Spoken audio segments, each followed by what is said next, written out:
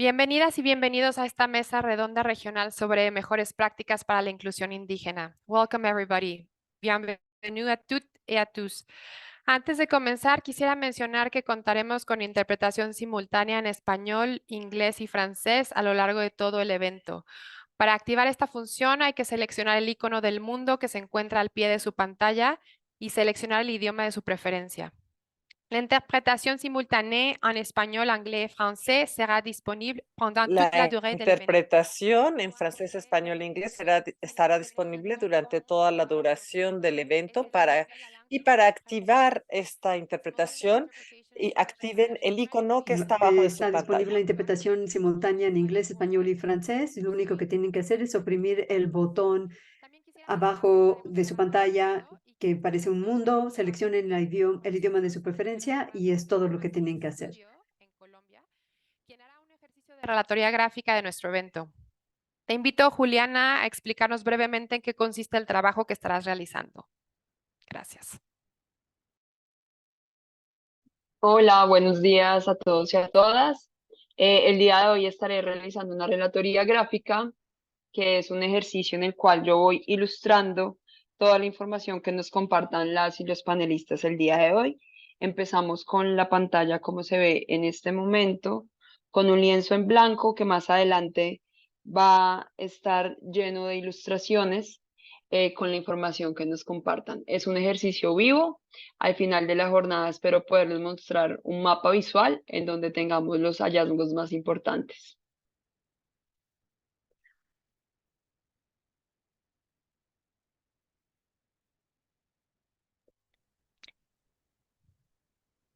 Perfecto. Muchas gracias, Juliana. Estamos muy emocionados de ver el resultado de tu trabajo. Antes de continuar, solo quiero destacar que hemos compartido en el chat de la plataforma, o vamos a compartir en el chat de la plataforma del evento en los 3 idiomas el programa, el cual incluye la biografía de todos los representantes indígenas que participarán en el panel. Asimismo, quiero invitarles a usar la función de preguntas y respuestas de la plataforma, por si acaso tenemos tiempo al final del panel para las preguntas del público dirigidas a los panelistas. Ahora sí, sin más preámbulos, le cedo la palabra al excelentísimo señor Graham Clark, embajador de Canadá en México. The floor is yours, ambassador. Muchísimas Le cedo la gracias. palabra, señor embajador. Many thanks. Merci Muchas beaucoup. gracias. Quisiera comenzar por reconocer a los pueblos indígenas que desde el principio han habitado las tierras desde las cuales muchas y muchas nos sumamos hoy a este diálogo. A todas las generaciones de personas que han administrado las tierras en las que nos encontramos en este momento, les quiero expresar mi profundo aprecio y reconocer su conexión histórica con este lugar. El panel del día de hoy se lleva a cabo 5 días antes del Día Nacional de la Verdad y la Reconciliación en Canadá. The National Day for Truth and Reconciliation takes place each year on September the 30th.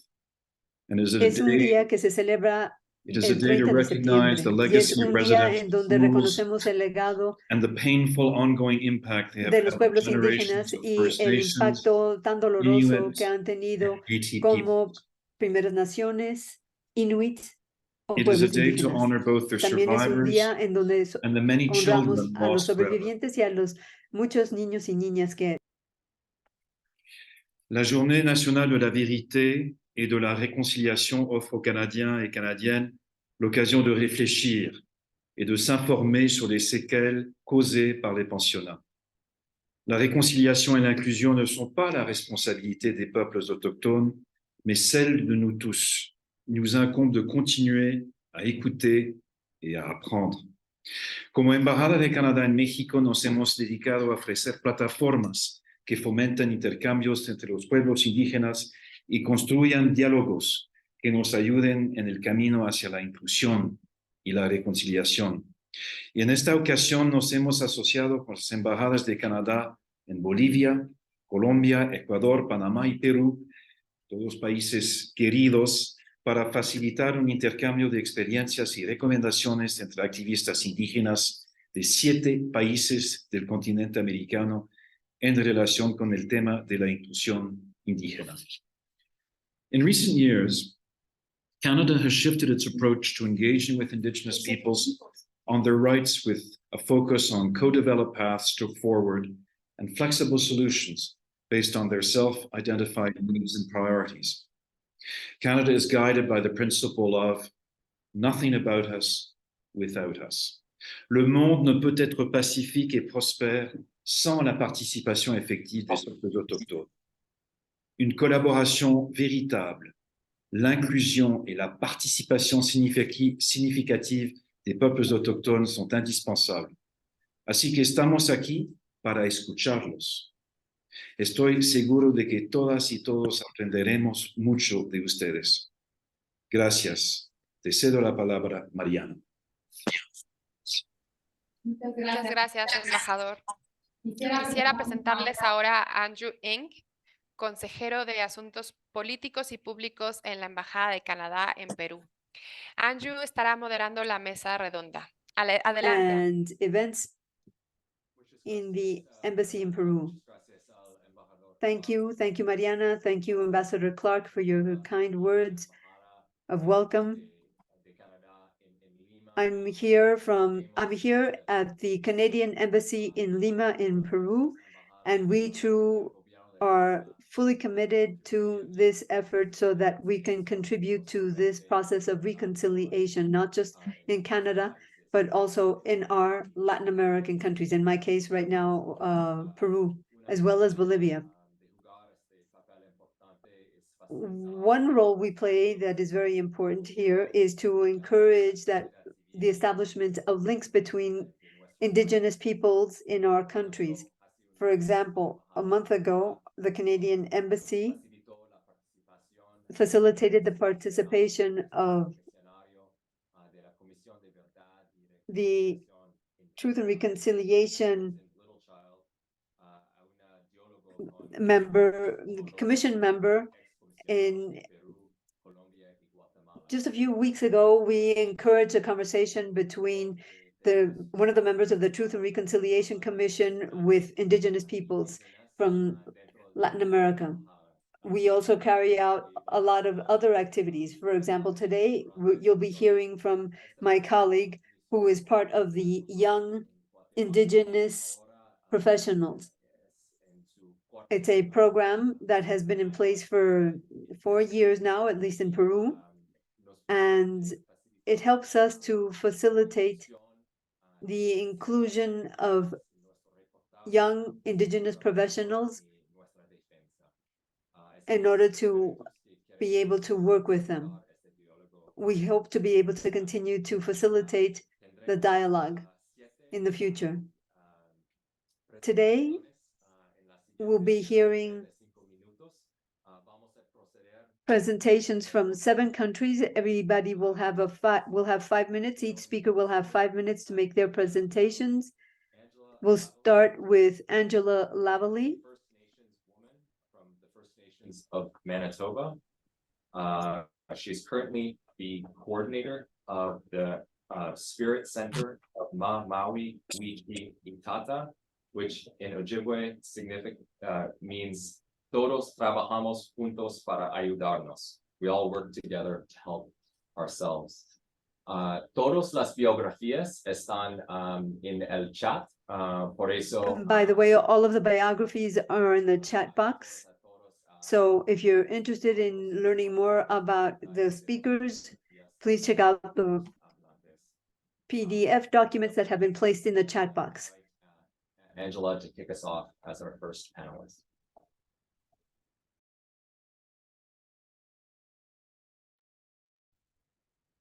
Pansay, Buju, hello.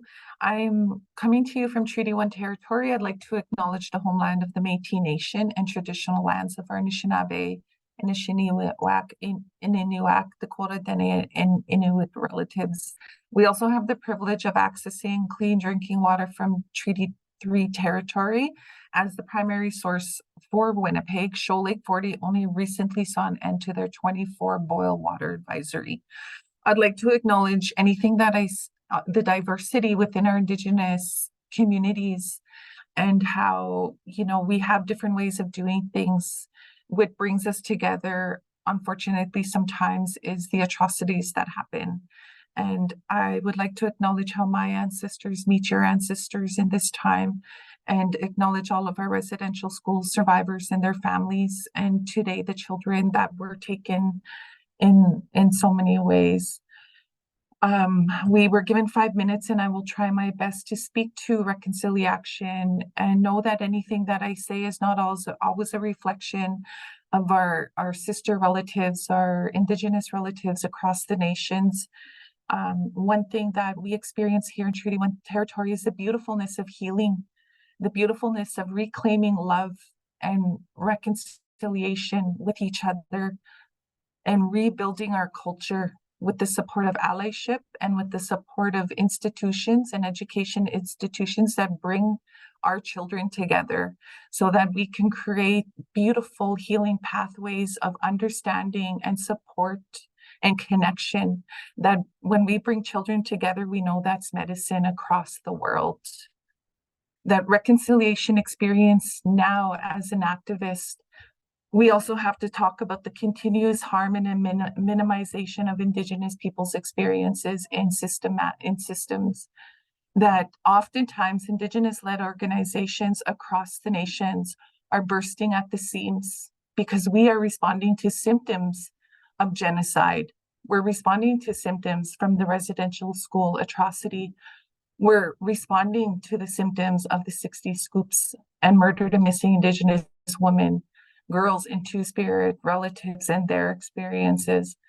We're responding to symptoms of institutional racism, that those symptoms are things such as the drug crisis, unhoused Indigenous relatives, yet they are on their home, the violence, the overrepresentation of children and youth still impacted by the Child and Family Services in Canada, that a lot of Indigenous men and women are overrepresented and are incarcerated, human trafficking, sexual exploitation. Many Indigenous women and people and families are also refugees in their own territories, that we are refugees in Canada. And again, we have Indigenous-led organizations who uphold and hold the spirit of many people, but they're bursting at the seams because the work that we do is not 9 to 5, that the work that we do is often things that we've experienced as Indigenous people, that we have ways of resonating with one another, that our communities don't speak to the atrocities as a historical impact, but it's also it's a now impact, that our communities are still experiencing all of this, and that it comes in many forms, and that still we hold together healing and reclaiming, that we have the medicine inside of us to empower people, to empower communities, to empower each other, and that we find ways to plant medicine in each other and to remind our children that they too matter, that they too should hold up spaces in institutions, but not as people who are being held down by them, but people who are teaching in them. We need to have those spaces. Our relatives are hurting. Our relatives are unhoused in their homelands. And one thing that we really lean into is the relationships that we have with other Indigenous people across the world. And one of the teachings that I've heard when we had an opportunity to share knowledge in New Zealand, it's not the water that disconnects us, that separates us. It's the water that connects us. And allow Mother Earth to hold us together, because she is something that should hold all of us together. Because when it comes down to it, it's forgotten that all of us are human, that we all have human needs. And how do we fulfill those needs with each other? But when we look into some of our territories and some of our relatives, they're treated differently. So we have to go back into treating those symptoms of the bigger issues and allow space for Indigenous inclusion Indigenous inclusion sometimes is having the authority to support people with their traumas and their health. And keep asking, why are we bursting at the seams? And leaning into each other for that support and that love and that connection. And to be reminded that we all matter. We all matter. And when we begin to question how come landfills in our territories are not being searched when we have Indigenous women in those places, that we have to hold space in all places. And when it comes to searching for our loved ones and to finding justice, a lot of us have to find healing with no justice. So creating inclusion is beyond making the space. It comes more than that. And I appreciate this space and this time to share that with you. Miigwech ekose.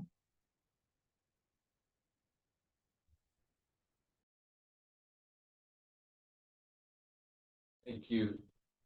Thank you so much, Angela, for those very powerful opening words and really underlining the importance of holding, using this space to be able to strengthen those connections between those that are also struggling for dignity here. We absolutely appreciate how much difficulty it is for organizations like yours struggling with a lack of capacity to be able to achieve your mandate. And we're very committed to today and to really realize that the spirit of your remarks. Quisiera pasar la palabra. Now I'd like to hand the floor to the next speaker, and a young Indigenous professional here in Peru. His name is Bikut Toribio Sanchum Yampiag. He's a young man from the Abajún peoples. He's the fourth representative of the Young Indigenous Professionals Program, originally from the Amazon region. He studied economy and environment at university. And if you want to read his entire bio, you can find it in the chat box. I'd like to hand him the floor now. Good morning, everybody. I'd just like to say a few words in my language.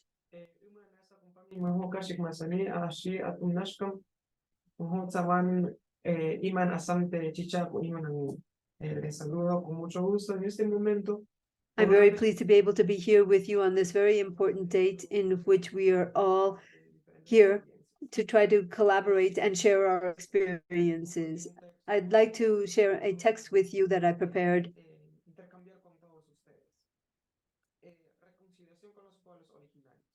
Reconciliation with Indigenous peoples. In Peru, we have 55 original peoples, 4 in the Andes and the remainder in the Amazon. Approximately 60% of the Peruvian territory is Amazon. That is to say, a significant portion of my country is our ancestral lands, in which not just the Incas lived, a lot of other indigenous peoples lived as well, and that continue to resist and protect their territories. And in spite of that, they live under conditions of discrimination and racism, and that intensifies other problems that they face. The problems that we face in the Amazon are with unmet basic needs.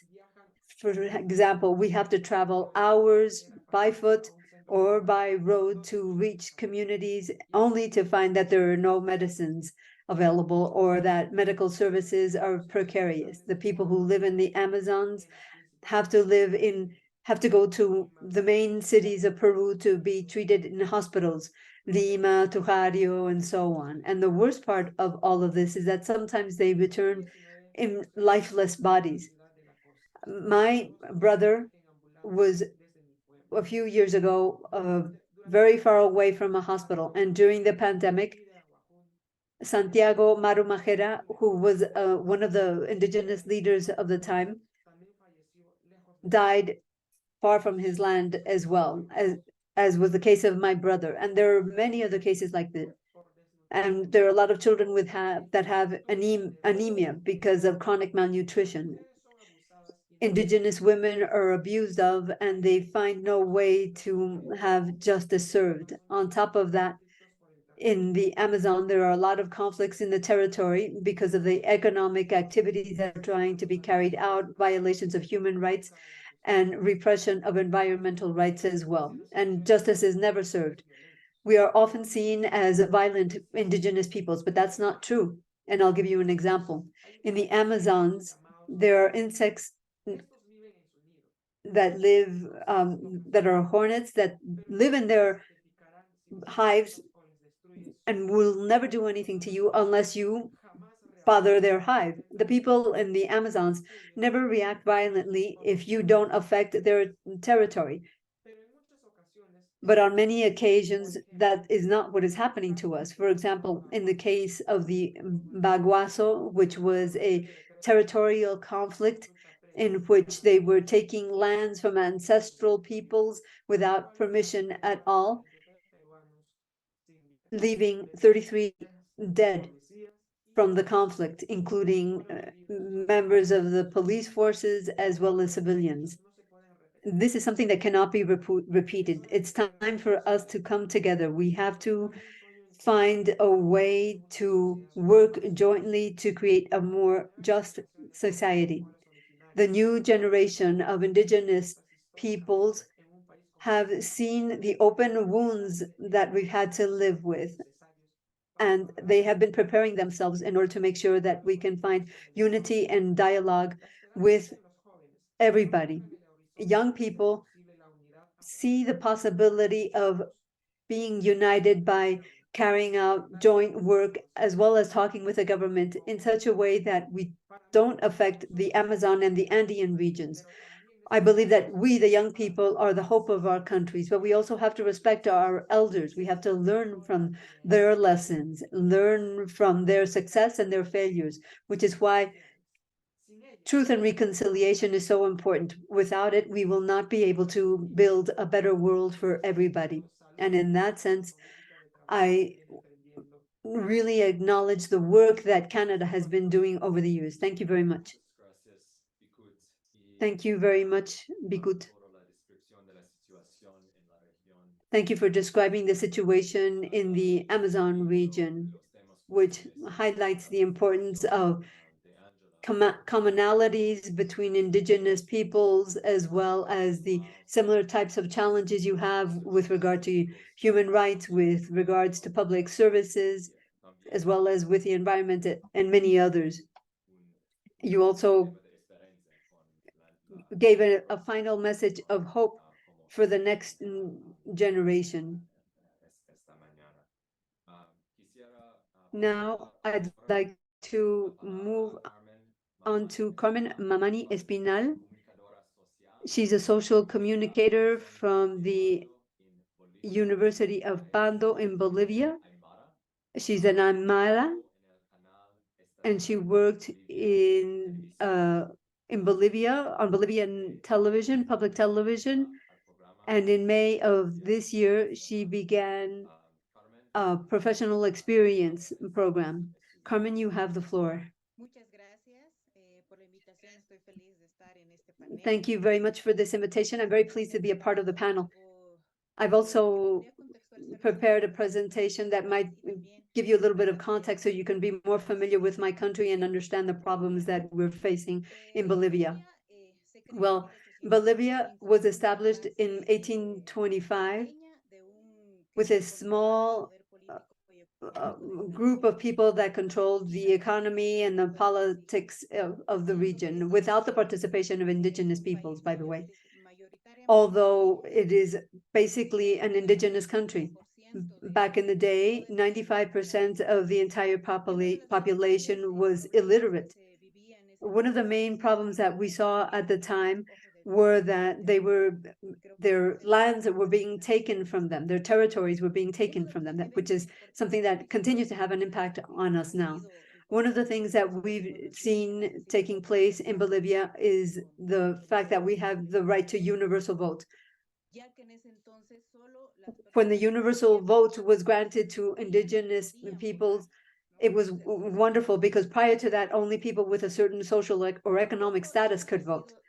Another fact that has also affected Bolivia was what happened in 2006 when there was a change in government. We saw a new government headed by Evo Morales, who empowered and acknowledged indigenous peoples and people who live in the countryside as people who have rights to be represented. They spoke about the importance of self-governance, the ownership of the land, forests, and so on, and a lot of symbolic changes that have been very helpful to make sure that we could be acknowledged as indigenous peoples.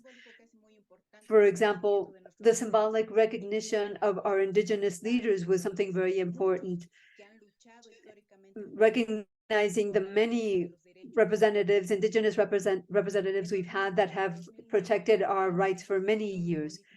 In 2009, there were more changes in the government in which Bolivia was established as a plurinational country, recognizing all of the nationalities in our territory. Our official language is still Spanish, but we also acknowledge the languages of those 36 other nationalities that live in our country. There are also certain policies that have been developed to benefit the most vulnerable segments of the population, which is very positive. For example, the elders, children, pregnant women, individuals on the whole have access to universal health, and we also have social benefits given to us that are also very important.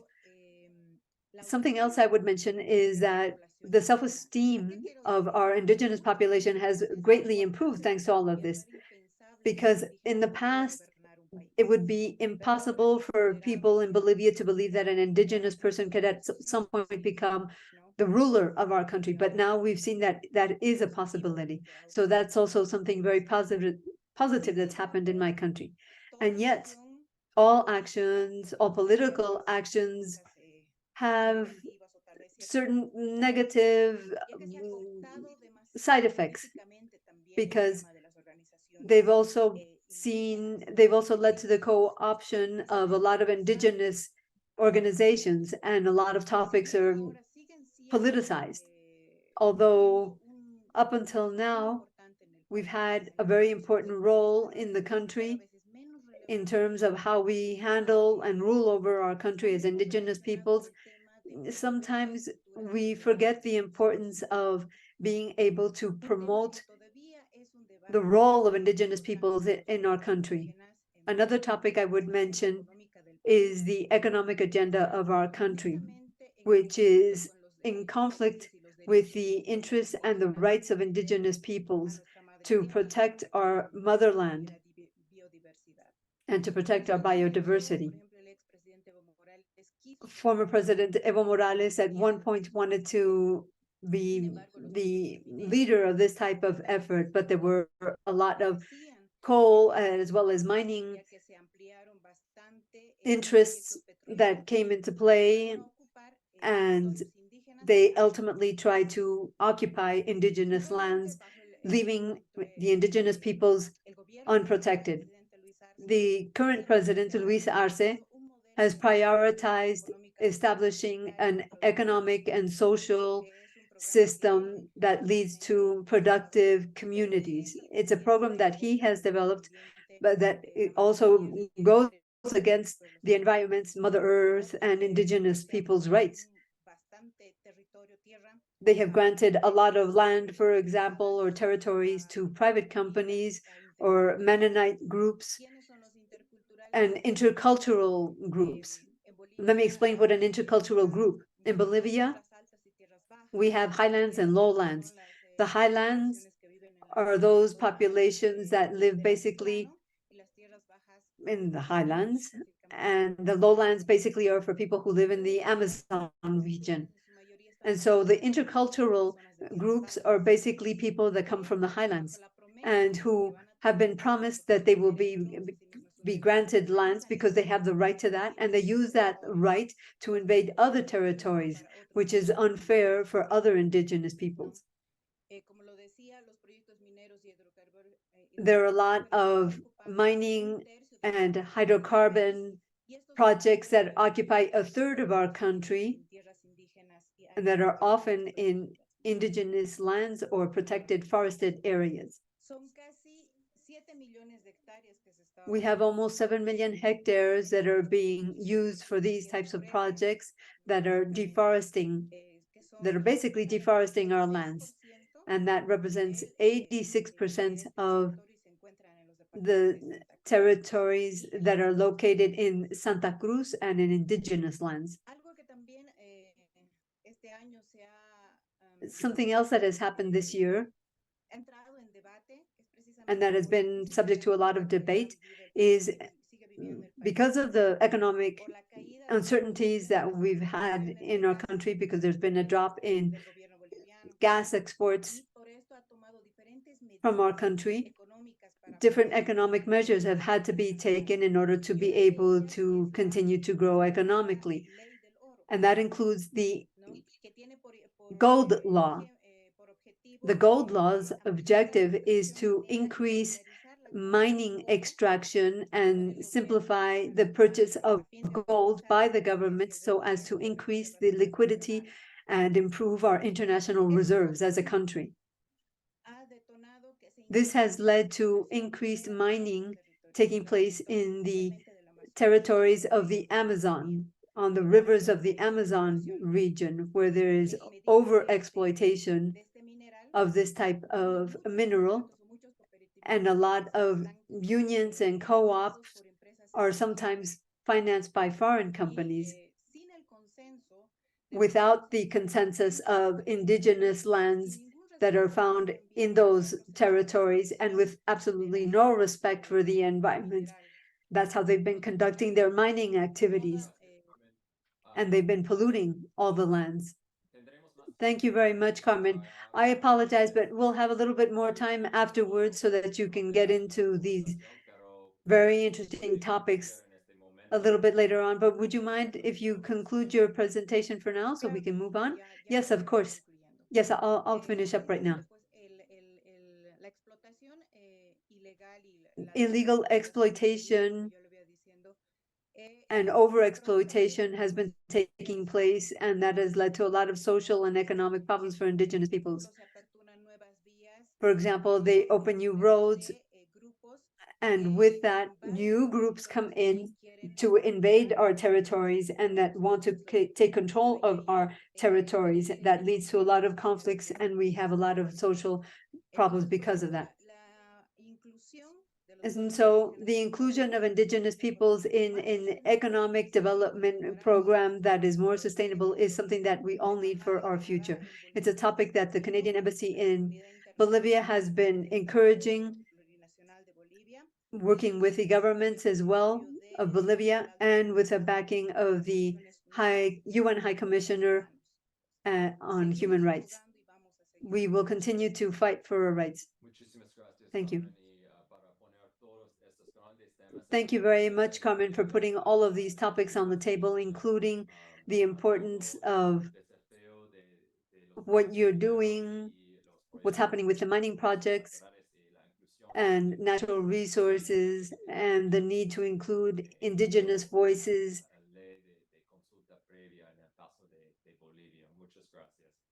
when conducting prior consultation processes. Now let's move on to Central America. And now I'd like to hand the floor to Gilberto Abrego Quintero, who is in Panama. Gilberto is a community leader of the Engabe Indigenous Peoples of Panama.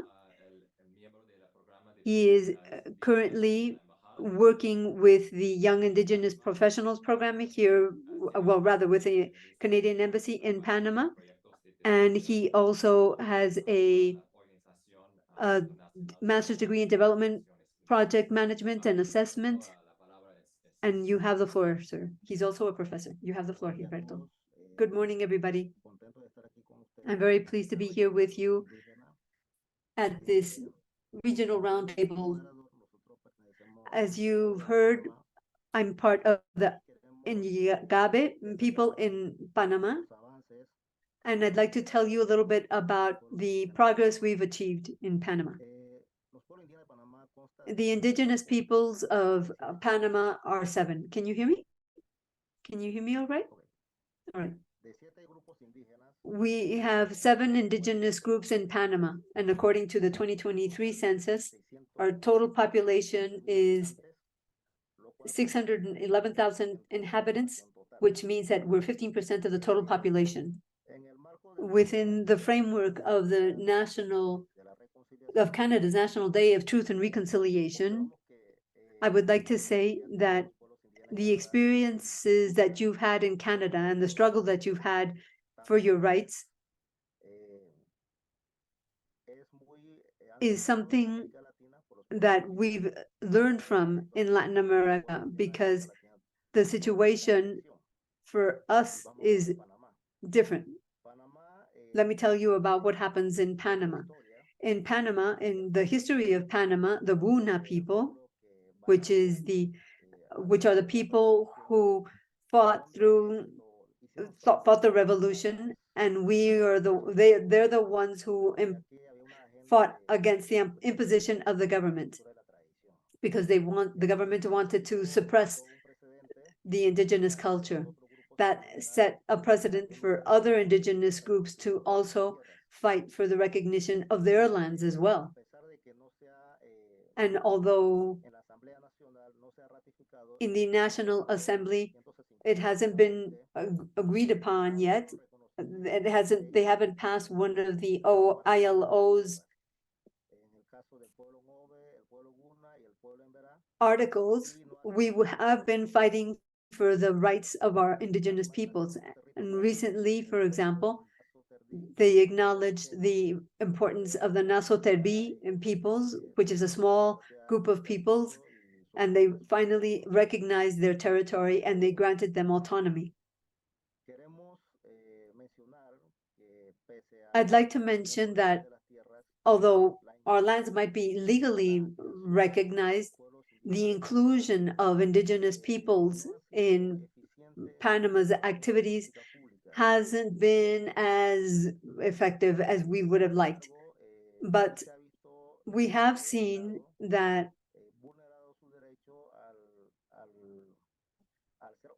on the contrary, we've seen that our rights have not been respected.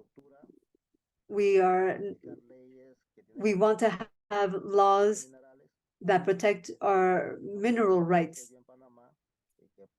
In Panama, there was an event that took place recently with regard to the mining codes, in which the Mobe people went out onto the streets to protest. That led to a social crisis within the entire country and caused a lot of problems nationwide, which is why the government reached the decision to create a vice ministry for indigenous affairs in order to be able to improve the governance of traditional peoples.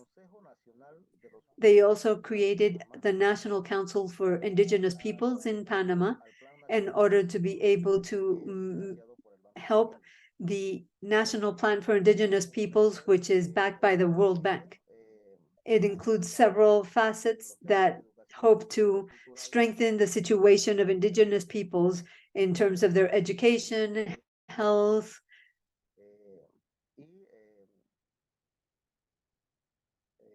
amongst others, including, for example, nutritional security or food security. Another very interesting thing that happened recently was the creation of the National Autonomous University of Indigenous Peoples. We believe that the experience that we've had on the American continent is very important. And for us in Panama, we've learned from what's happened in North America and in South America. We hope that that can be replicated in our own country.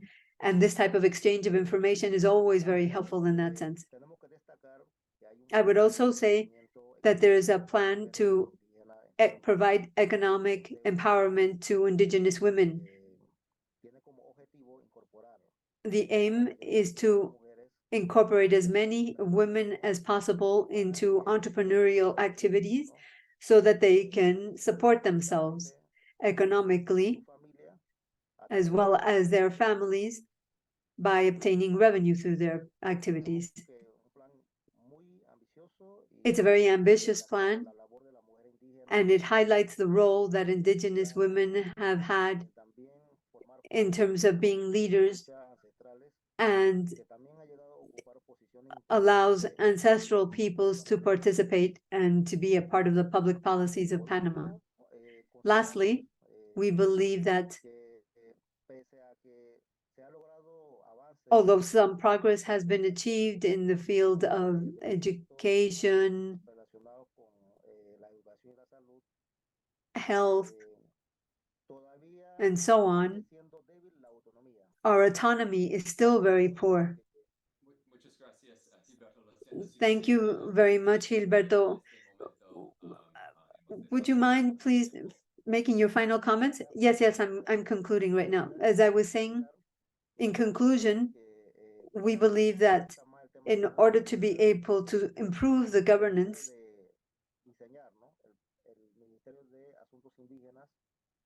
training has to be provided so that we know how to help Indigenous peoples in Panama. Thank you very much. Thank you, Gilberto. That was a very interesting description of the situation in Panama. And I'd like to thank you for telling us about all of the challenges you mentioned regarding the integration of Indigenous peoples in public policies in Panama. Now I'd like to hand the floor to Max Hidalgo. Max Hidalgo is a Pacacuchic, is a member of the Pacacuchic movement. He works with young people in order to be able to push public policies in order to improve inclusive democracy. You have the floor. He's a management and leadership engineer, by the way. Thank you very much. Welcome, everybody. Hello, everybody.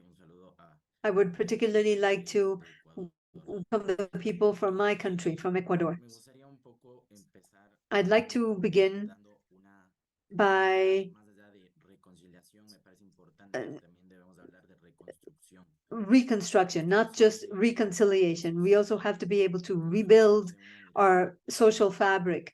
We have to be able to look beyond our national problems as if it was just something that's very full of folklore. We have to understand that we have to be involved in decision-making processes in each one of our countries. In the case of Ecuador, it begins with the first indigenous uprising that took place in 1990, in which we started to move towards the creation of a new type of country, a plurinational country that consists of 18 peoples and 14 nationalities. And with that, we've been able to start to rebuild rebuild the social fabric. This is something that we've been doing for the past 3 decades, increasing the participation of indigenous peoples in decision-making processes.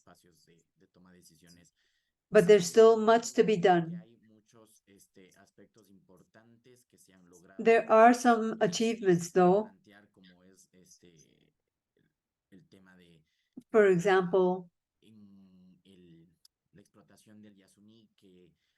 the exploitation of Yasumique.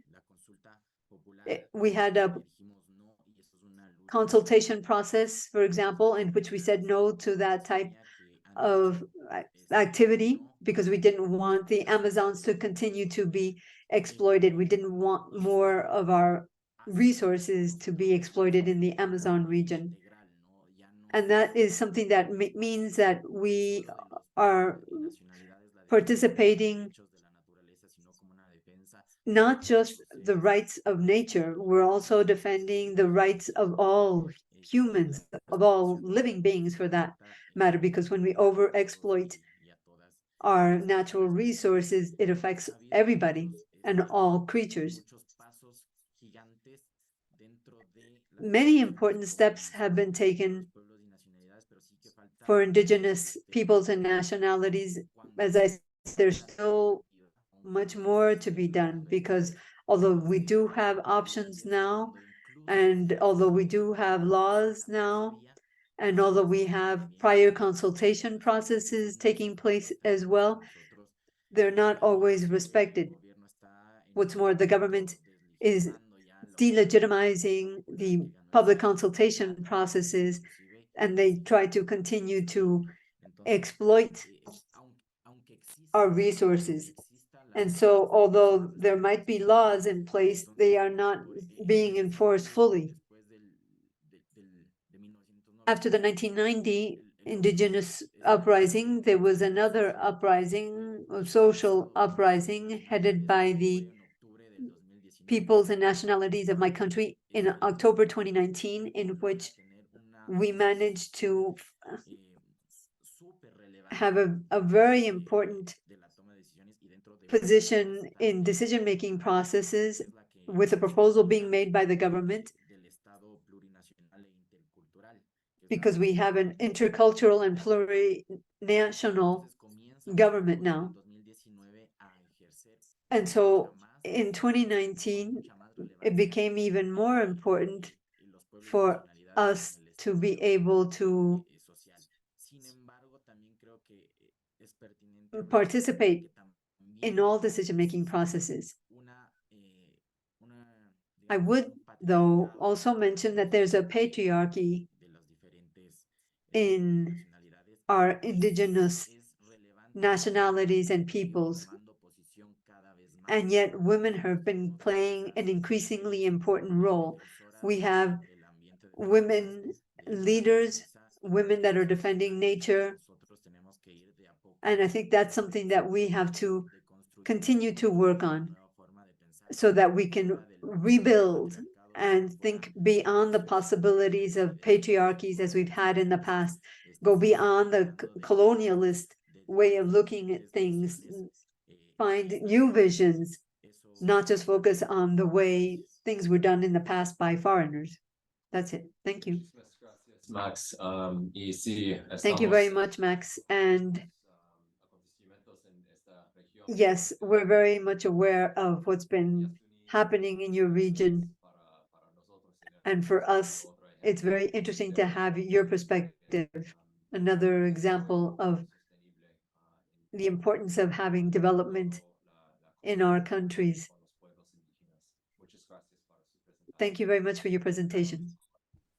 Pasamos la palabra Now a I'd like to hand the floor to Omaira Mendoza. Marcela Cárdenas Mendoza. Omaira, Omaira, un momentito. give me a second, please. Es una lideresa indígena del pueblo Omaira is an indigenous leader of the Cancuamo people of the Sierra Nevada de la costa. Conawindwa Es on the northern coast of Colombia. Universidad. She has a law degree from the Universidad Popular del César Omaira, and specializes in human rights. You have the floor, Omaira. Good afternoon, everybody. I'd like to cordially greet everybody from Colombia. I'm from the Cesar province. I'm very pleased to be able to be sharing a few words with you today. I also come to you from indigenous lands. As to my presentation, I would like to say the following. I think that there are points in our history that clearly show us why We have to acknowledge the importance of Indigenous peoples' heritage. There's a concept in academia that is known as the Colombian Republic. Indigenous peoples have always been trying to build harmony. That's something we tend to focus on as Indigenous peoples, peace and harmony. Although the academic term republic is something that is used and that is sometimes very different from what we do in our Indigenous peoples communities. We have been trying to recover our rights, and we've seen that we have been carrying out some movements that have helped us to connect with each other, to be able to convey a message that we believe is very important to be considered by organizations and by our public policies.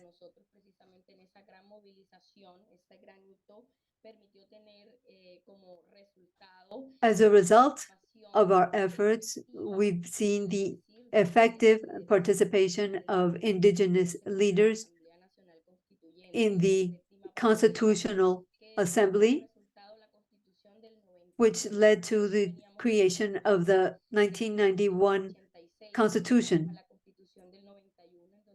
in which we were acknowledged as being a social state with rights, and we acknowledge that we are not a homogeneous nation, rather we are culturally diverse nation, and that we have the right to have ethnic differences and cultural differences.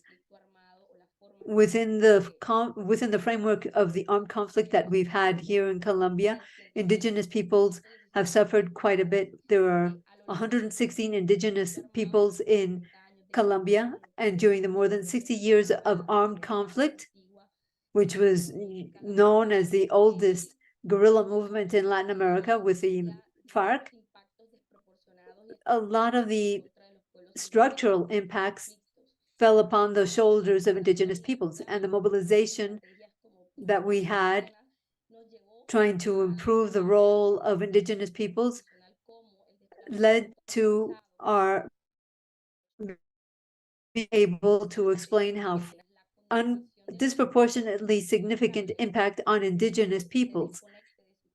It didn't allow Indigenous peoples to remain connected to their homelands, and that led to a law being established in 2019, in which we acknowledged the fact that 36 Indigenous peoples were being subject to all of these problems, and they gave express orders as to how to improve the situation. There were other instruments, legal instruments that were passed to recognize the importance of Indigenous peoples who have been the victims of the armed conflict, and the importance of recognizing their territories, ancestral lands, especially for the Indigenous peoples, in the sense that they had a right to be able to recover from what happened.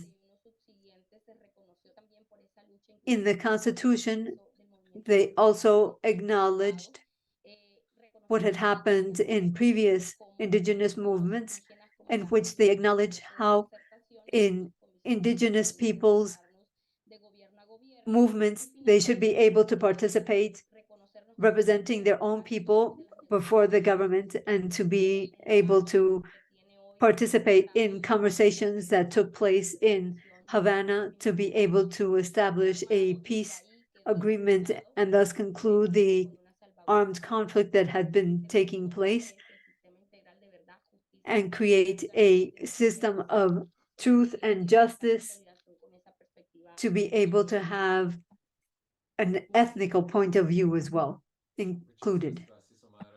That's it for me. Thank you very much, Omaira.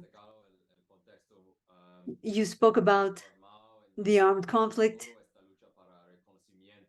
and the struggle that everybody's had in trying to make sure that Indigenous peoples are legally acknowledged in your country. So thank you very much for that very interesting presentation. Lastly, we're going to hear from Mexico for the last presentation that is going to be made by Gina Almaraz. Gina Almaraz Muñoz is a young leader of the Kumaya La Huerta indigenous community. She's an activist and a cultural promoter and a member of one of the native peoples of the state of Baja California. And in March of this year, she became the first intern for the Canadian Embassy in Mexico's internship program for young indigenous professionals. Gina, you have the floor. Nyachak tipay kumiay la huerta ta manjiu. Nyachak spirwar ejan champiwa ejan ya maihak show.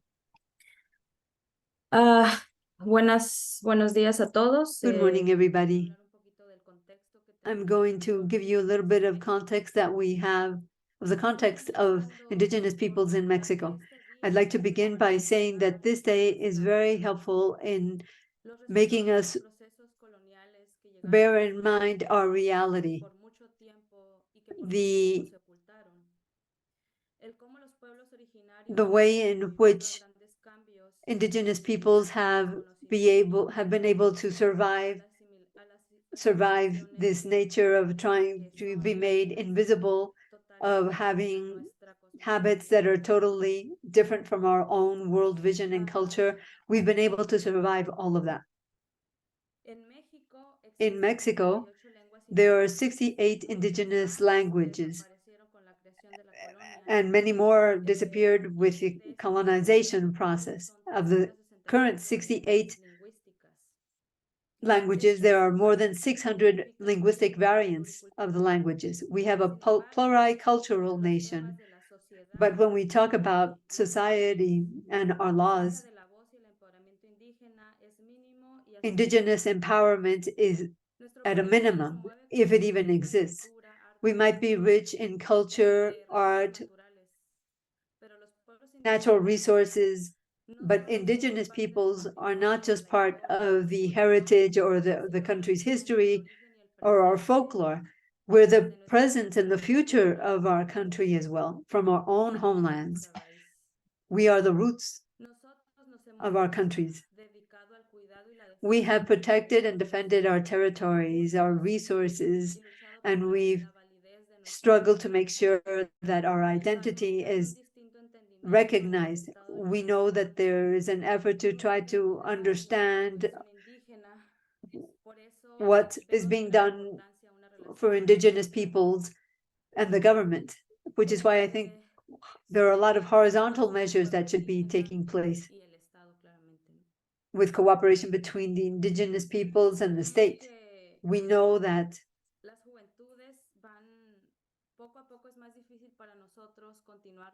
as youth, as young people, it's getting harder and harder for us to continue with the customs of our forefathers and foremothers.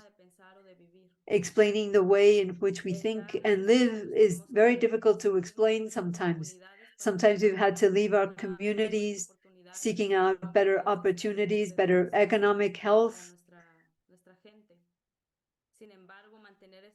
and educational opportunities, and we lose contact with our lands. But we also have to be acknowledged within our own nation.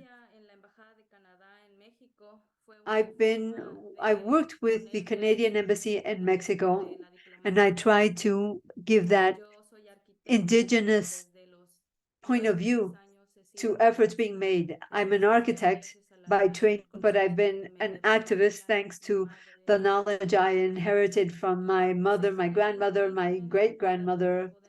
I know my origin, I know my roots. I still live in my lands, in my territories. But I know that it's difficult to be able to explain all of this to others. Sometimes it's very difficult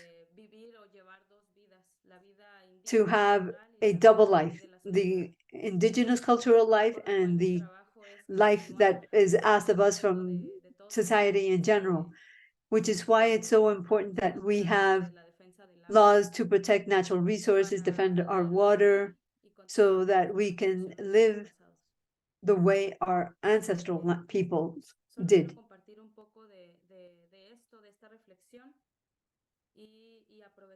Those are the thoughts I wanted to share with you, and to take advantage of this wonderful day for Canada, and I think is one of the best practices,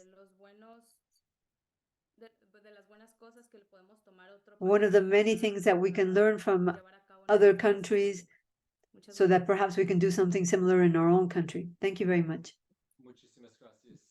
Thank you very much, Gina.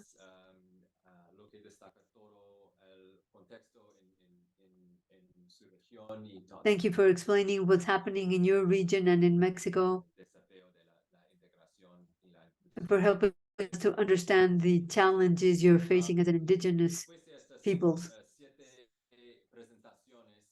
Now that the 7 presentations have been made, I think we can all realize the enormous challenges that inclusion poses for each one of the countries that are here. In the next 35 minutes, I'd like to have a conversation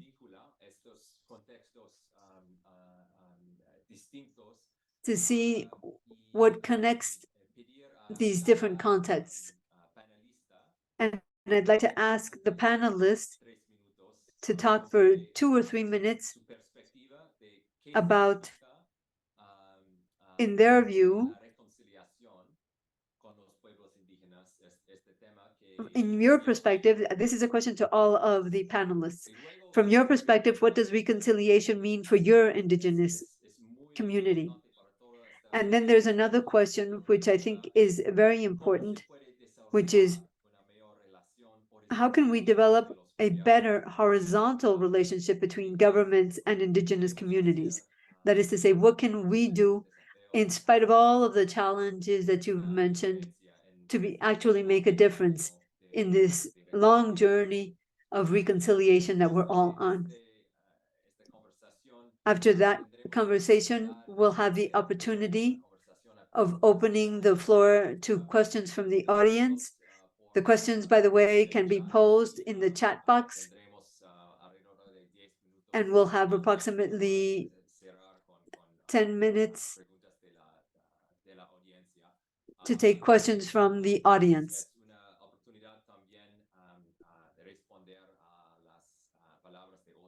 And we'll also be able to have time to respond to comments being made by other panelists. I'd like to ask the panelists to speak in the same order in which they made their presentations. Remember, you have 2 to 3 minutes to respond to these 2 questions. I apologize for being the strict moderator of this event, but well, we have only 2 hours for this very ambitious dialogue that we've organized. At Hi 2 there. hours. So we'll go again in the same order. So I will pass the panel to Angela for your intervention first. To you. Thank you. Thank you from all the panelists. Thank you for sharing parts of your heart and bringing your community into this space. With respect to question 1, when we think about what does reconciliation with Indigenous people mean, it begins by, I know I had spoken about this before, reconciliation with self, then spirit, family, and community. to honor the way that the people need to reconcile with themselves because of all the harm done by colonial systems. It's to empower those medicines from within, to empower people. And to empower people is to understand that Indigenous people have the medicine to do the work in a way that is going to support people from a trauma-informed, Indigenous-led lens, and to bring that empowerment from the heart and moving it forward, because then people can navigate the other ways of being. They can work through all the other stuff that they're carrying, and in ensuring that Indigenous-led organizations are supported by the government.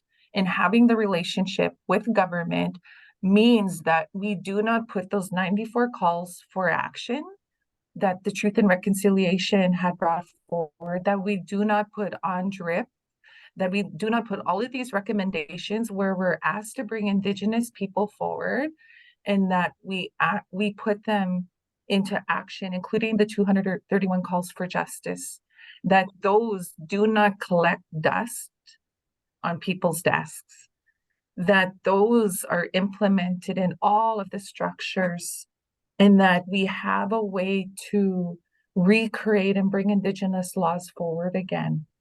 That we're looking not being part of an or inclusion, that we are part of that circle. We are often asking Indigenous organizations and people to fit into patriarchal hierarchy systems when we are generalized around the circle way of doing things, and we do things with the land, with the water, with our four-legged relatives, with spirit. And we also do it in a way where, when Ina was just talking about the protection of land, the protection of water, that is the medicine that needs to happen. It's also the spaces that we create for our young people to make sure that they understand what that means, and to also uphold the way that they do their work. Young people are the greatest teachers, and oftentimes that's forgotten. So how do we bring everybody together into those spaces, and bringing the creation of a horizontal relationship between governments and Indigenous communities is ensuring that we center the child always. And sometimes the child is that 40-year-old man that was harmed. Miigwech ekose. Thank you. Thank you very much, Angela. And we absolutely hear your message on the huge challenges to be able to create those spaces, to be able to have genuine dialogue on the basis of respect, and we hope that today can help move that forward. Bikut, para sus siguientes reflexiones. Would you like to make your comments as to the first and second questions I just posed? I think they're both very important questions, and that refer to reconciliation.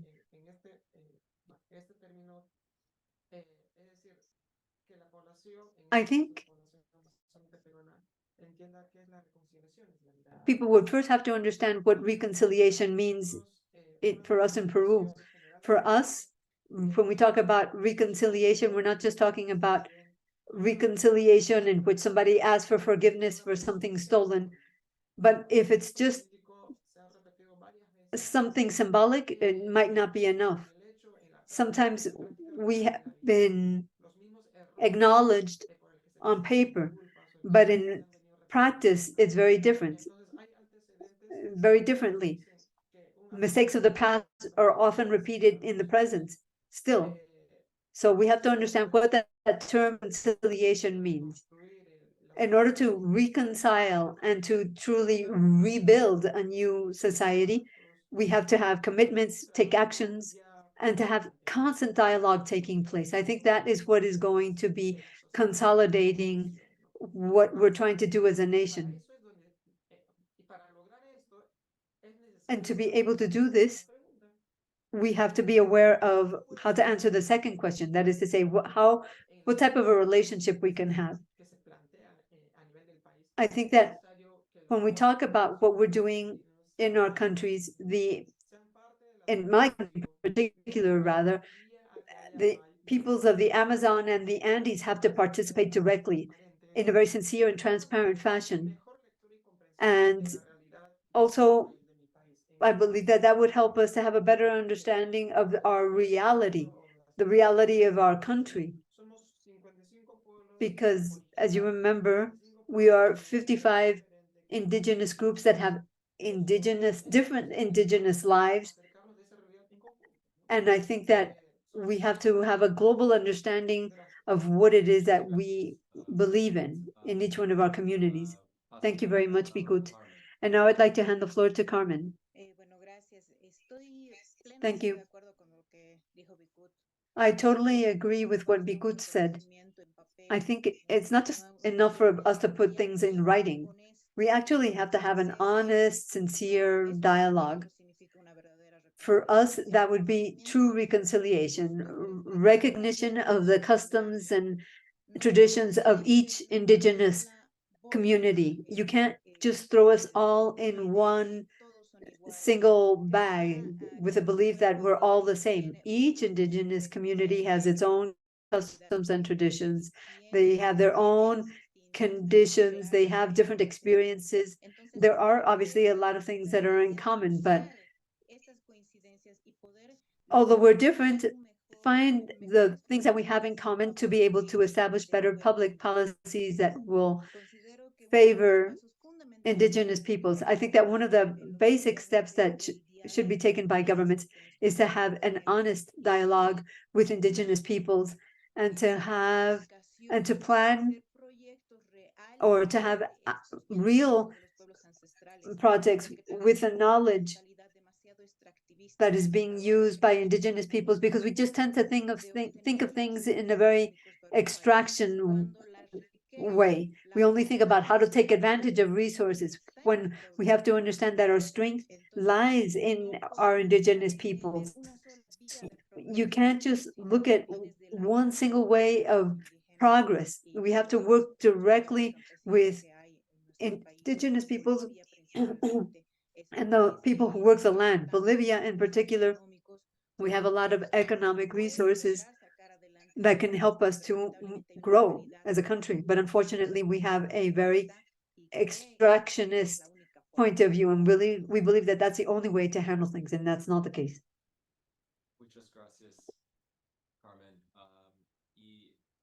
Thank you very much, Carmen. And now I'd like to hand the floor to Gilberto.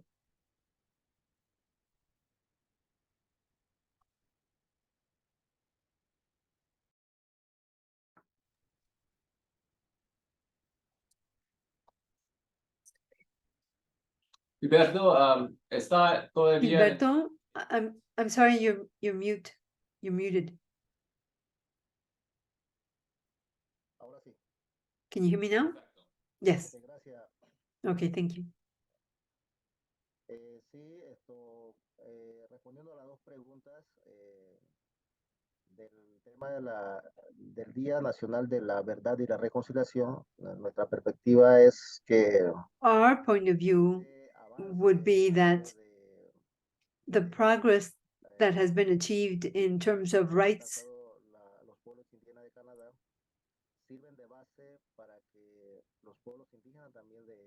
can be used as a foundation, because we can learn from what you've been doing in Canada, so that those of us in Central America and South America can build upon that. The distribution of wealth in my country has been something that is, I can say, is the common denominator in which they have not included indigenous peoples. And we therefore should have representatives of indigenous peoples, as well as from other countries, to talk about other ways of growing. These types of spaces help us to exchange knowledge We know that it's very important to protect our culture, the environment,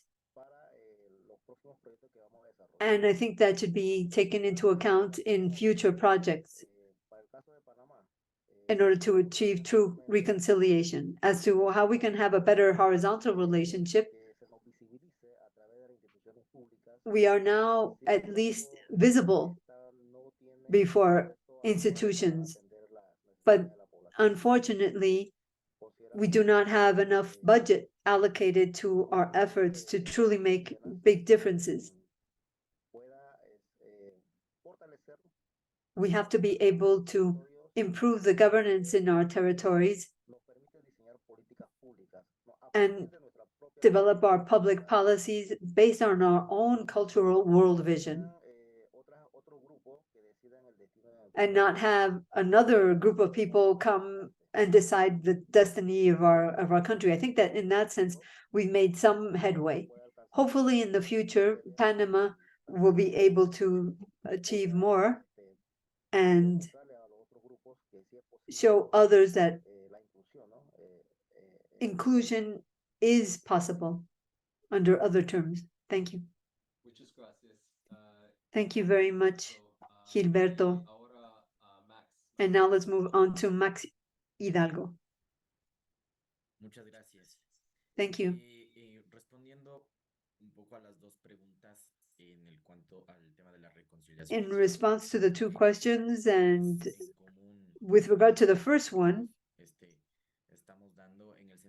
and reconciliation, I think that we should not just think of reconciliation at the political level or at the of how, or in terms of how things look, rather have concrete actions, specific actions taking place to achieve true reconciliation. And beyond that, rebuild the social fabric, recognizing that Indigenous peoples are a part of a whole. We are not isolated people or people who need to De una manera aislada. be viewed in an isolated fashion. Rather, we are part of the entire structure of the population, and therefore we should be involved in decision-making processes. Oftentimes that has not been the case. Rather, it's just like a label, and it's viewed as something quaint, part of the local folklore. For example, our clothing, our food, and so on. But it's much more than that.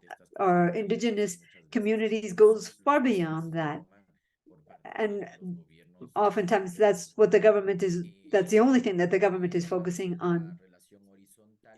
As to the horizontal relationship, I think it's very important that above all, we respect each other, respect our right to self-determination, our right to collective rights, our respect for collective rights, rather, the respect that each one of our peoples and nationalities have, because each one of them represents a different reality. You cannot, as a government, as a central government, or as a local government, you cannot try to impose your priorities upon others. You have to try to understand our realities. What do the Indigenous peoples and nationalities want?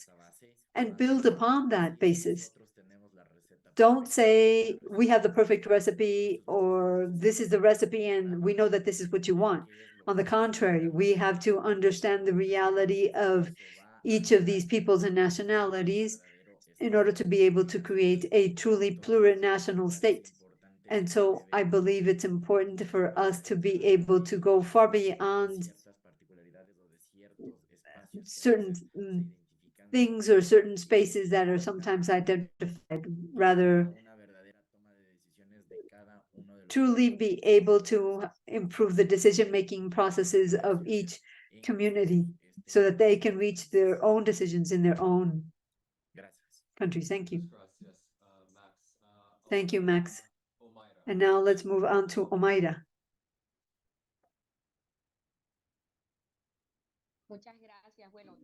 Thank you very much.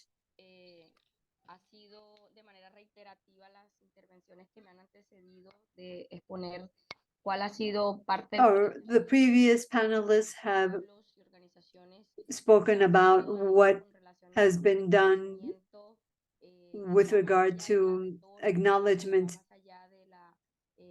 of our rights, and it should go far beyond rhetoric and documents. I think that in order for us to be able to have a peer-to-peer relationship or a government-to-government relationship, as we call it here in Colombia, it's important that we fully recognize what is being done by the authorities of the indigenous communities and how they should participate in these state structures.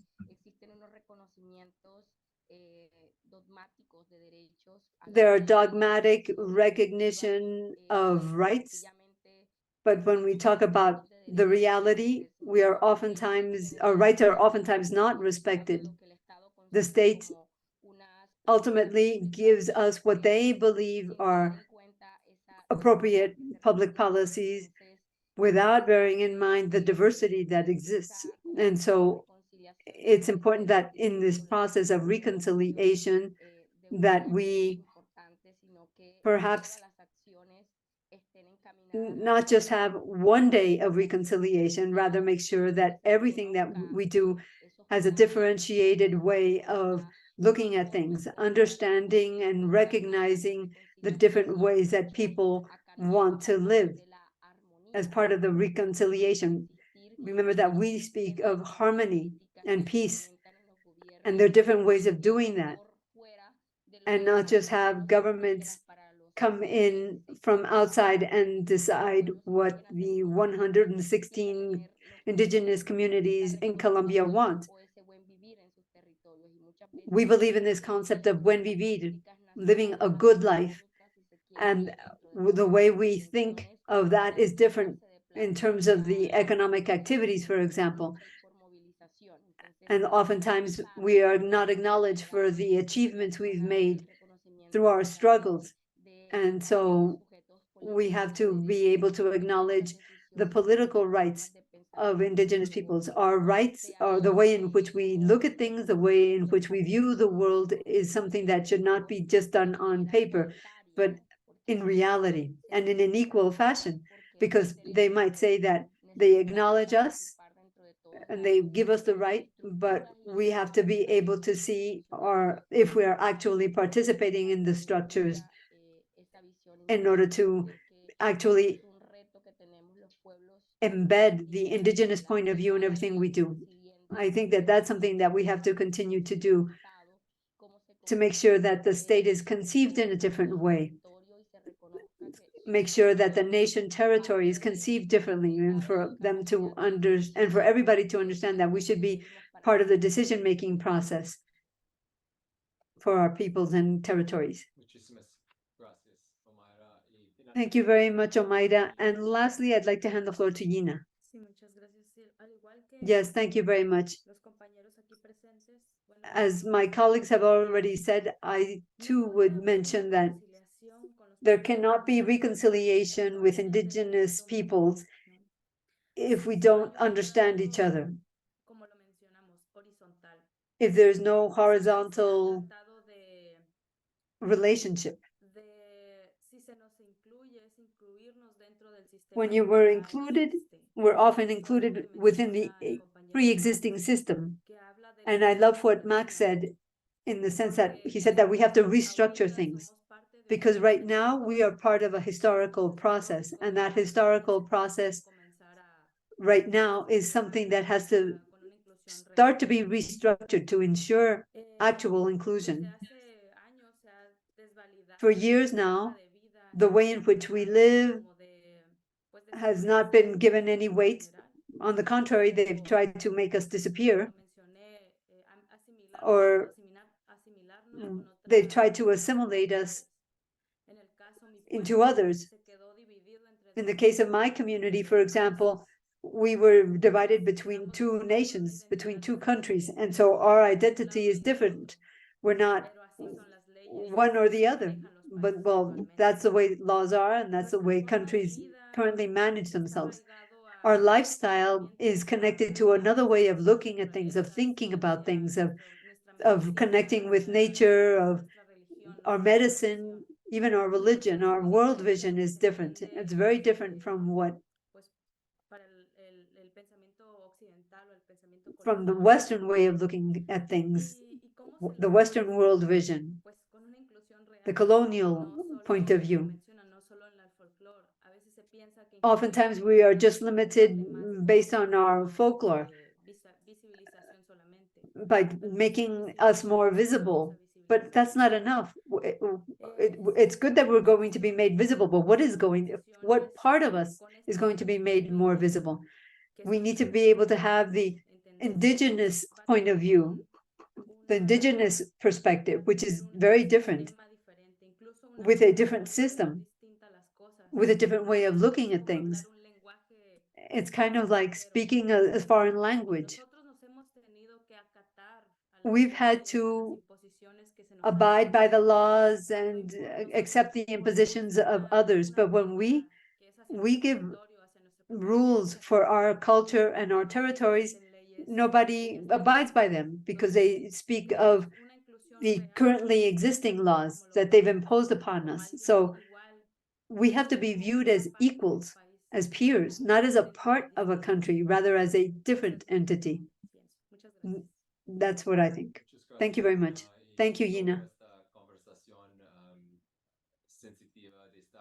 Thank you for that very interesting comment regarding how it might be very easy for a symbolic act to be made, but that we have to go far beyond that. Make sure that we have more of an effort of inclusion involved that is more complex and more integrated into all of the actions.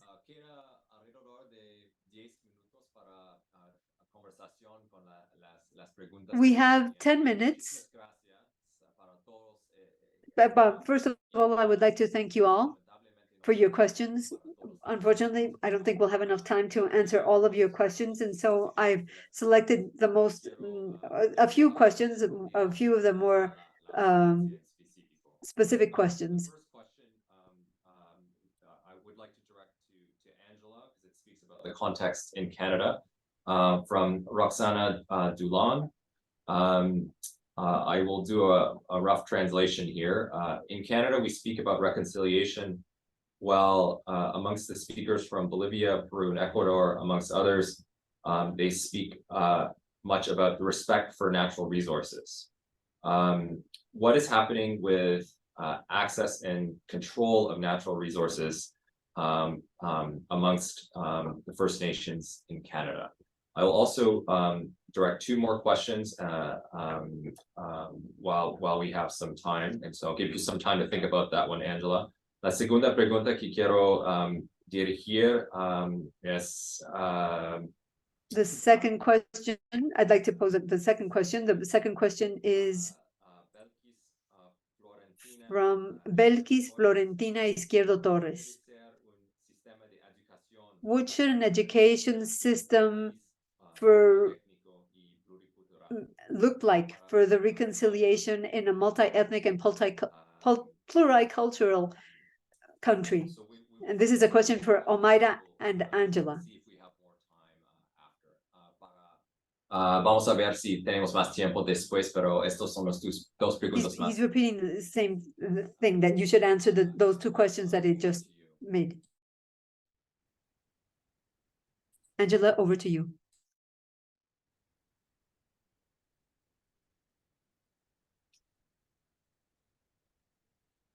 Hi. Oh. Hi there. With respect to the first question and natural resources in Canada, I could, and just in response to Indigenous people and the different diversities that we have and the different also gifts that we have in activism. I personally can't speak to all of Canada and the natural resources. A lot of the work that I do is with the people directly from trauma-informed care, responding to the gender-based violence on our Indigenous women and girls. However, a lot of that work we direct to our natural resources and the removal of many of our Indigenous people from northern Manitoba, having to move because of the flooding of our territories and the erosion of our sacred spaces, where, especially out in South Indian Lake area, the erosion of our sacred spaces where our ancestors are buried. So the crown, the crown takes over the space, takes over the land, and controls natural resources, where we have to find critical and creative ways to reclaim the territories, and doing it in a way where in Canada, a lot of folks that are protecting the natural resources, again, are often thrown into the legal system, and they are having to, go up against the colonial laws because they are told they shouldn't be where they are because somebody else owns that space. Yet Indigenous people, again, similar to a lot of my colleagues and sisters and brothers here from Indigenous territories, we are looked at as though we are doing something wrong, when really we are protecting the land and waters. Thank you very much, Angela. I would like to turn now to Omaira. Omaira, la palabra es. Muchas gracias. Bueno, Thank creo you que es very una much. pregunta muy importante porque I think it's a very important question because educational systems elementos, herramientas que have been tools inquistado muchos conceptos que no son that have precisamente indígenas y que precisamente established a buscan lot of concepts that are not necessarily indigenous. colonizar este pensamiento And that's why we have to la formación decolonize o the way in en which we think, relación a qué son in terms of, for example, what indígenas como sujetos an indigenous community el is, tema de what is it, folclore como not just que se look at le it from the cultural que se folklore point reconozca of view, los and saberes that propios de los pueblos we acknowledge the knowledge también de of the indigenous peoples, recognize it as a science, and recognize that there's not just one right way of looking at things, and that indigenous peoples have historically been trying to convey their knowledge over the generations, acknowledging our cultural, government, autonomy points of view. Indigenous women, for example, are known as the conveyors of knowledge over the generations, and so we have to play an important role in that sense. So there have been some exercises taking place in which conversations are carried out regarding what the best indigenous intercultural educational system might be. We've made some headway in that sense. Well, we have to continue on that journey, help with the pedagogical training as well that is being provided. And indigenous communities should also be accepted in the sense that there's not just one right way of looking at things, that we all have to try to protect life and have a collective way of looking at things as well, and try to avoid discrimination and racism as much as possible, which is something that we've seen in institutions. It's institutional racism, and in educational systems it happens as well. We have to acknowledge that we're talking about diversity of thought, and it's not enough for us to just change the curricula. It's not enough to have indigenous peoples making certain presentations, right? There to actually make significant changes to harmonize the systems in each one of our countries. I think that's what I would say. Thank you very much, Omaira. I would like to put the same question back to Angela, which was requested by the audience. So in English, how would a system of education, what should be a system of education for reconciliation in a multi-ethnic and pluricultural country? I have a sense, again, coming from the best place that I can, is it would go way beyond books. Definitely beyond books. We have a system where the education system has navigated from a way of doing things and settled into a Western way of teaching. And to really grasp the concept of bringing people together, especially multicultural energies and people and children and youth and learners specifically, it would be to acknowledge the knowledge beyond books. A lot of storytellers, a lot of medicine people in our communities have knowledge that is not acknowledged in the spaces of institutions because they don't hold a Western degree, but they have various knowledge that heals people. It's medicine work. They have justice systems that do amazing, especially when we look at conflict resolution. A lot of our grandmothers and our teachers don't have a degree, don't hold a degree, but the work that they do is the same circle of what we would pay somebody with a PhD. So it's having those spaces of acknowledging our matriarchs, or the stuff that we learned from our grandmothers and our ancestors who have left us. We hold bundles, we hold teachings that are essential to the growth of our children. And that is forgotten because we don't hold education degrees. In some way, we are looked as though we don't hold the knowledge. And it's how we measure knowledge in those spaces. It needs to be, again, speaking back to the reconstruction of space, education needs to be beyond when somebody goes to university, and acknowledging that formal education, the Indigenous way of knowing, and those different cultural aspects of teaching. Thank you again, Angela. And as a diplomat and also as an educator, I'm very delighted that we have these kinds of spaces that we can arrange virtually, and new ways of doing experiential learning that can hopefully build these bridges and go way beyond sort of formal credential learning, but actually be able to open our worlds far beyond. So thank you very much again for your remarks. Quisiera agradecer a todos las panelistas. I'd like to thank all of the panelists for their contributions today. And I would also like to thank everybody for their questions. We have one final presentation. Judy Hughes from the Native Women's Association of Canada. Voy a introducir Judy. I'd like to introduce Judy, who works with the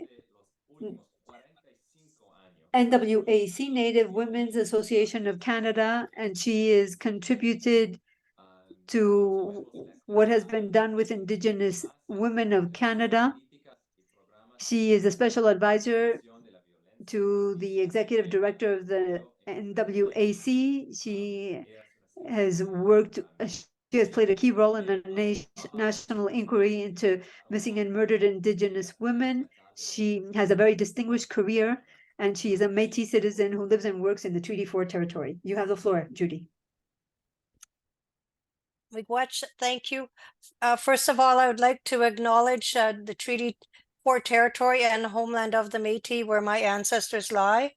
And I'd also like to thank you for your warm welcome and for your kind invitation to participate in the second regional roundtable, which is very critical to understanding our ways and our perspectives, and particularly at this critical point in our history where we can all learn the truth about what the actual past is, what the true history of Canada is, and also have the opportunity where we can learn and grow together.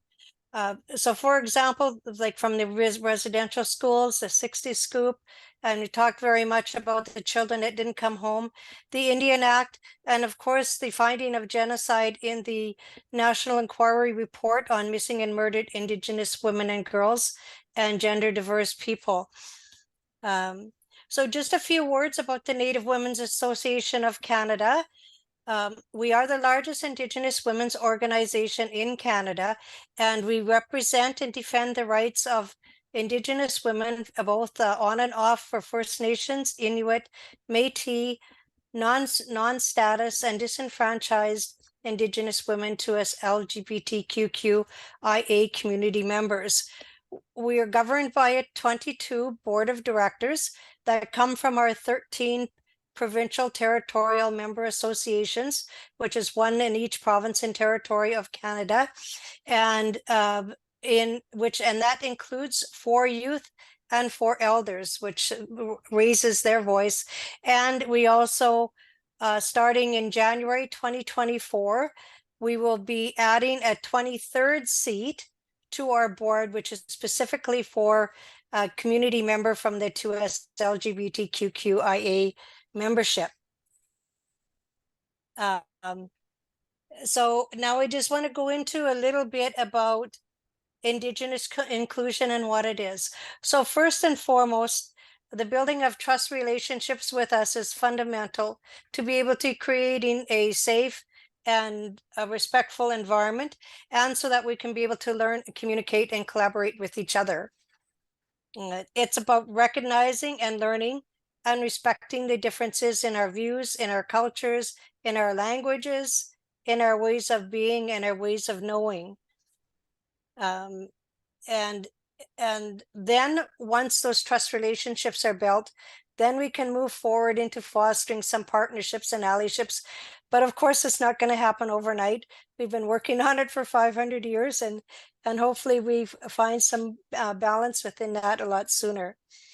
And then I just want to comment on why Indigenous inclusion is important.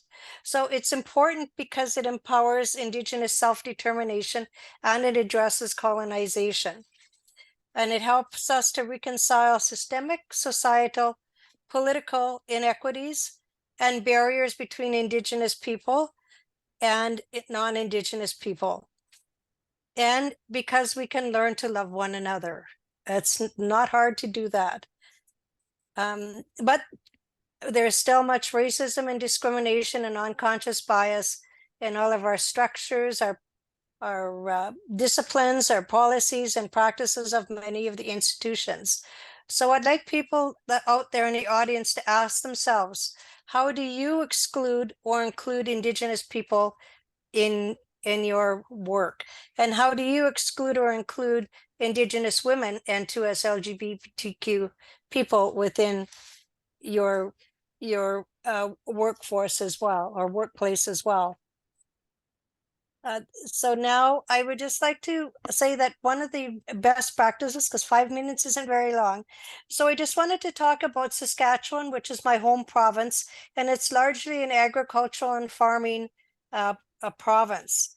So one of the best practices that is happening in Saskatchewan is that the retiring farmers who have Indigenous land, now that they're retiring, several of them, not all of them, still a long way to go, but several of them are giving back for free the land back to the First Nations that the land is in within that particular treaty of that First Nations office. So that is very important. And then like now for ANWAC, one of our best, we call them a promising approach, because it takes a long ways to get to a best practice as well, is what we've prioritized from the National Inquiry on Missing and Murdered Indigenous Women and Girls and 2S, and that's to eliminate the economic marginalization that we face. And so we need to have financial security and economic independence to be free from government and to be able to live in freedom. And so that is why ANWAC has incorporated 4 businesses at our national office in Gatineau, Quebec. And the first one is a store called Artisanal. And I think many of the countries that we have on here would probably be familiar with Anwak because we purchase Indigenous crafts handmade from Indigenous women and to us LGBTQ and men across Canada and across the Americas as well. And we purchase them at very reasonable prices. We also have rental spaces within our building and within our for events and meetings, and that is one of our most the best revenue generating that we have is that. And then we have a commercial kitchen where we train Indigenous chefs, and we also cater to other restaurants because we have a very inclusive Indigenous menu. And we also have our own restaurant called Cafe Below right in the building. And again, the art gallery that we have, again, everything is purchased from Indigenous women and to us LGBTQ and Indigenous men for art. And the art is placed on all of our walls and every landing that we have in the building, and then it's up for sale, so people come in and they purchase it, and whether it's a government office or an independent organization or the mayor of Gatineau, they purchase it, and then we're able to purchase again from Indigenous people, so helping us all be that way, to be able to get some financial independence in that regard. And just as a final note, because I know I'm getting close to the end, I would just say, like, for additional information on terms of what we can do for reconciliation and also working towards economic independence, is I'd like to recommend the reading of the Organization for Economic Cooperation and Development and their key findings and recommendations. And I'd like to ask my colleague Jade to put the link in the chat, please, for the people. And once again, thank you very much. Marcy, thank you. Gracias. Merci. Thank you very much, Judy. Quisiera ahora invitar al embajador de Canadá en Ecuador. And now I'd like to ask Stephen Potter to say a few closing words. He's the ambassador of Canada in Ecuador. You have the floor, sir. Gracias. Thank you. Buenos días a todos. Hello, everyone. Good day. Bonjour. Agradezco, yo quisiera agradecer la thank the very valuable participation of each one of the panelists from Panama, Mexico, Colombia, Ecuador, Peru, Bolivia, and Canada. I've heard with great interest about the inclusion experiences or reconciliation or reconstruction or harmonization experiences that you've had as Indigenous communities in each one of your countries. Each one of you have given us your own perspective and reality. And so it has been a very enriching conversation.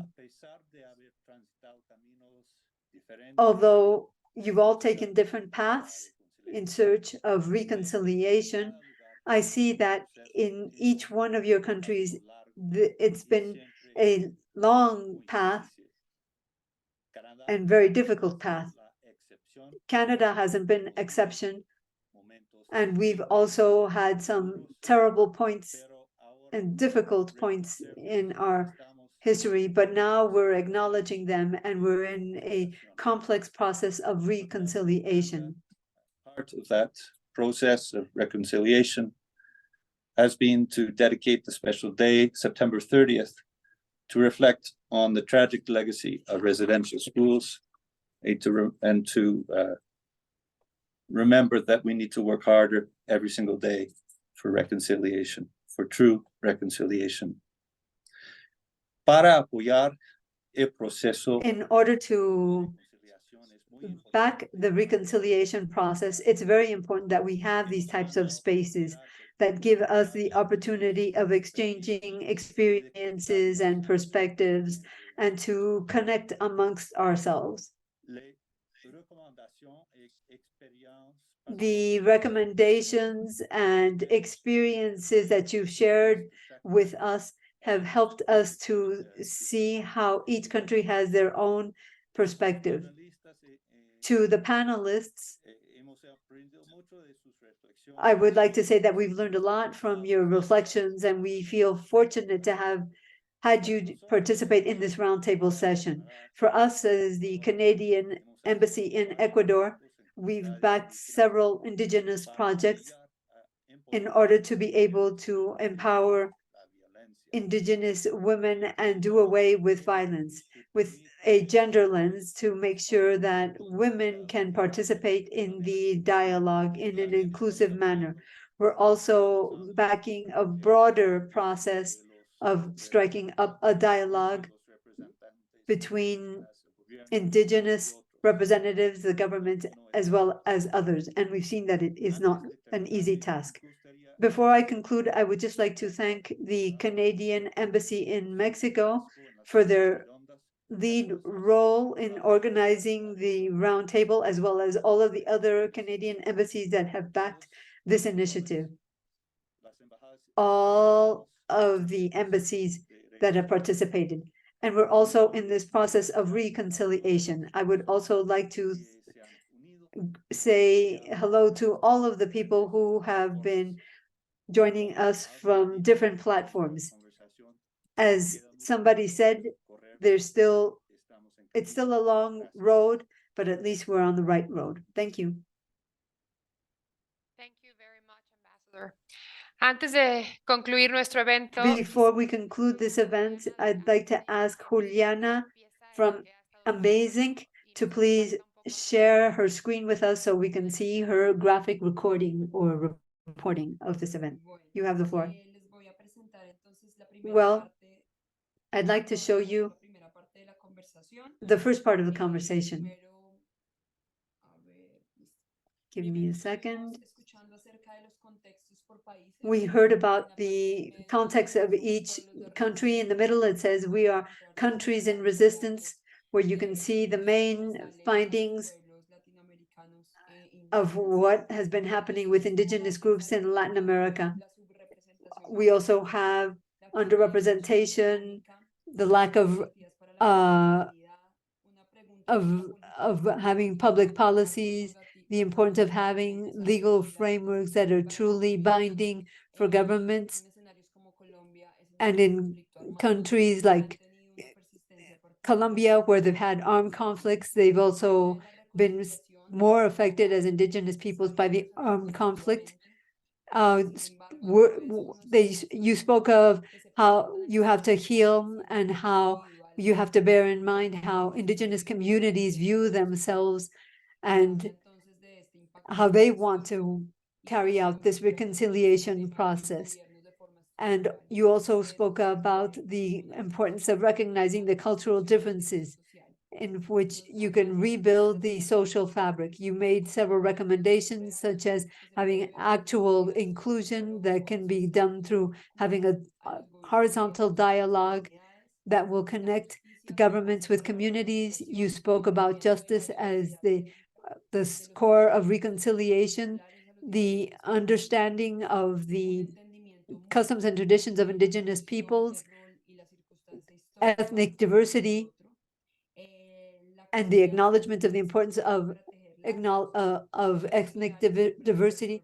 You also spoke about the importance of having the ability of trusting others and being able to make sure that you're being truly represented, and the acknowledgement of the knowledge of other peoples and the way in which they view the world, and the importance of changing the way in which we educate.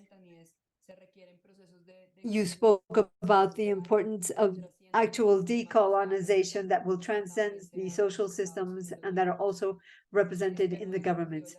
I hope I was able to capture the main points that took place, and if you have any comments, I would be happy to hear them. Thank you. Thank you, Juliana. We're going to share this infograph on social media and on the webpage of the Canadian Embassy in Mexico, and hopefully everybody can share it. Thank you to all of the panelists and everybody who joined us today. Have a great afternoon.